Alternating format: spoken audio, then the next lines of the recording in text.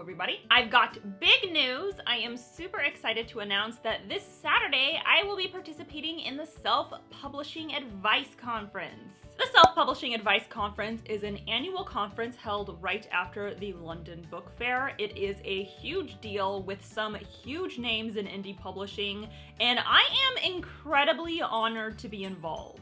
I was invited by Sasha Black, a fellow indie author, as well as the conference manager for the Alliance of Independent Authors. Sasha interviewed me all about how to successfully implement YouTube into your author platform. We had a blast. She is a delight. If you want to check out my interview as well as all of the other amazing content, the Self-Publishing Advice Conference is on Saturday, March 16th. I've got the information linked below. Check it out. One lucky participant is going to be walking away with a signed copy of The Savior's Champion. So hey, show up, learn some stuff, have a good time, and you might be walking away with a book. Moving on, today I am tackling a topic that has literally been requested for years, but I've been dragging my feet on it because people are gonna get really mad. But the time has come. I am putting on my big girl panties, and today we are talking about the worst types of readers that writers gotta deal with, oftentimes on a daily basis. This list is based on the experience of writers I know,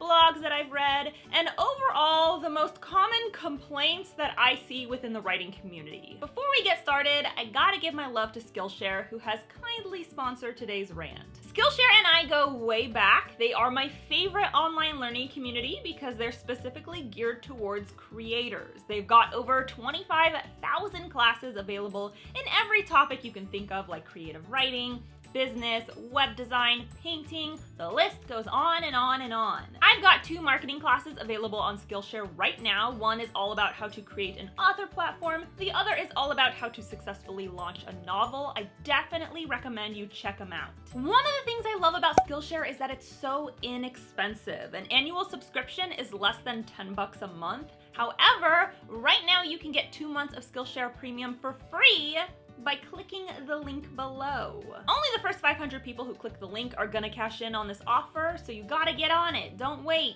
But first, why don't we talk about shitty readers, shall we? I'm listing the 10 worst readers you'll meet throughout your writing journey. Quick disclaimer, I am not going to talk about bullies or trolls. Lots of authors receive rants, hate mail, death threats, and harassment. It's a good time. We already know those readers are clearly the worst. However, this list is supposed to be lighthearted and fun, so we'll save the more troubling shit for another video. Number 1, the lit snob. Oh, hello. I didn't see you there. I was busy filling my mind with knowledge and wonder. Something you can't relate to, I'm sure. When you're done wasting your time with whatever drivel you're currently reading, might I interest you in some quality literature? Look, reading is subjective. It's all about personal taste. That means your preferences are exactly that. Your preferences. They are not inherently superior to everyone else's. It's fine if you have genres you like or dislike, but no one is required to share your opinions, and those who disagree with you aren't lesser, they're just different. Number 2, paperback purists. If you prefer paperback novels, fantastic. If you prefer hardback, good for you. But if ebooks or audiobooks throw you into a fiery rage, you really need to find a new hill to die on.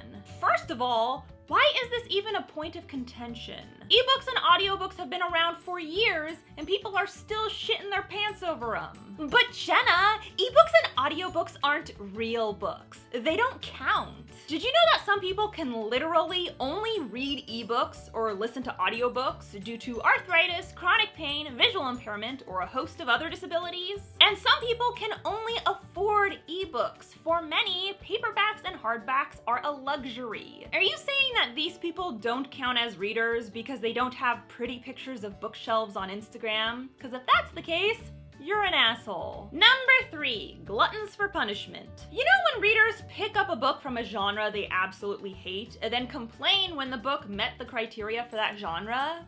Why the fuck do they do that? This book is filled with short stories. I hate short stories. It literally says a collection of short stories on the cover. There was way too much romance in this book, ugh. But it's a historical romance. That's the genre. Just because a book is labeled as historical romance doesn't mean it should be filled with romance. That's exactly what it means. I will be the first to encourage you to read outside of your preferred genres. Expand your horizons. But you can't get mad about content when it's advertised all over the damn book. That's on you, dummy. Number 4. What's a series? Everyone loves a good resolution to a story, but when you're reading a series, that resolution isn't coming until the very last book, because the story isn't over until the very last book. This isn't a new concept. You see this in movies, comics, and TV shows, but still there's a minority of readers who can't quite wrap their heads around the concept. I am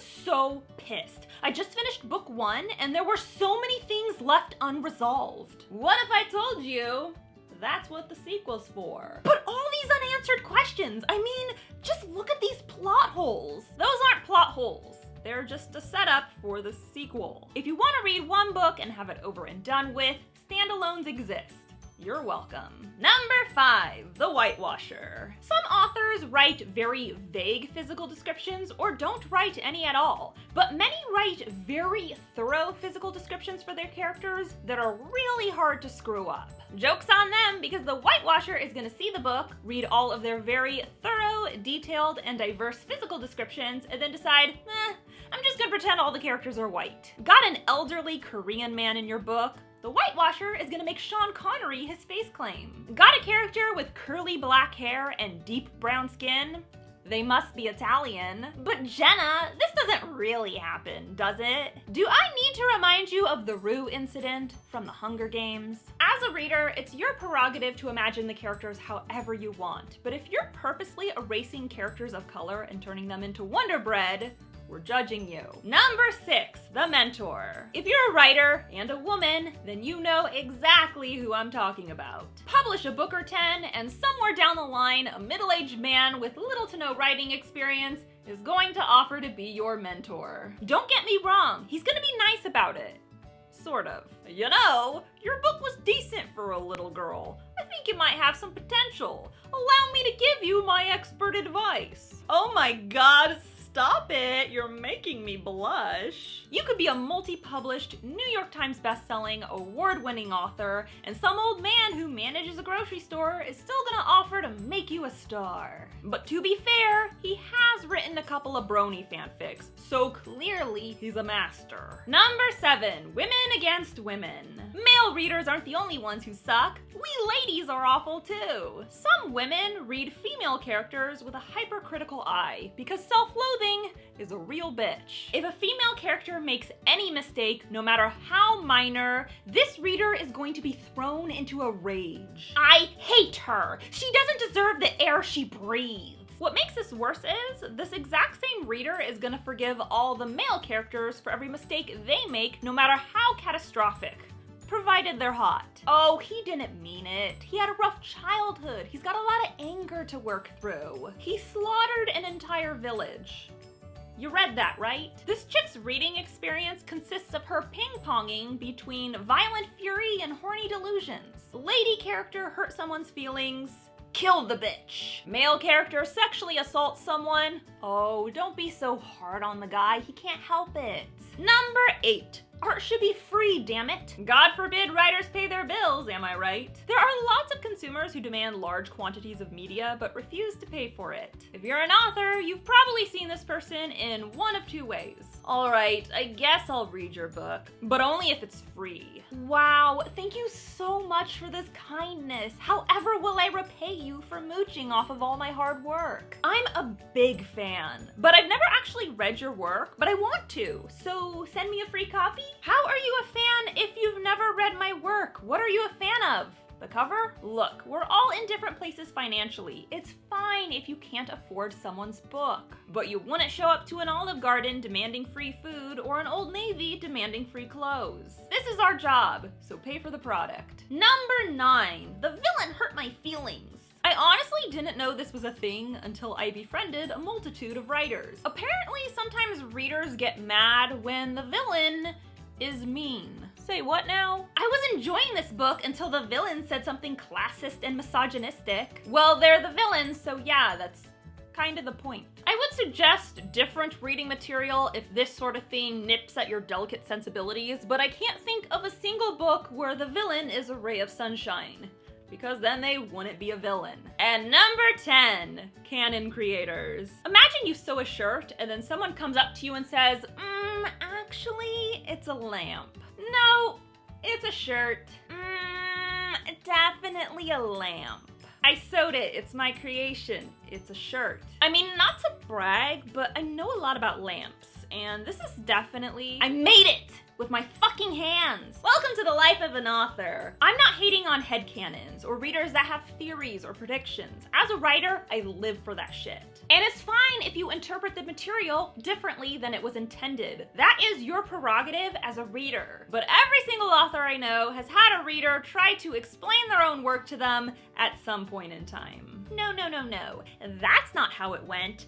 This is how it went. I guarantee you, the author knows how it went. They wrote it. They probably have it memorized. So that's all I got for you today. If you're mad about this video, remember that you requested it.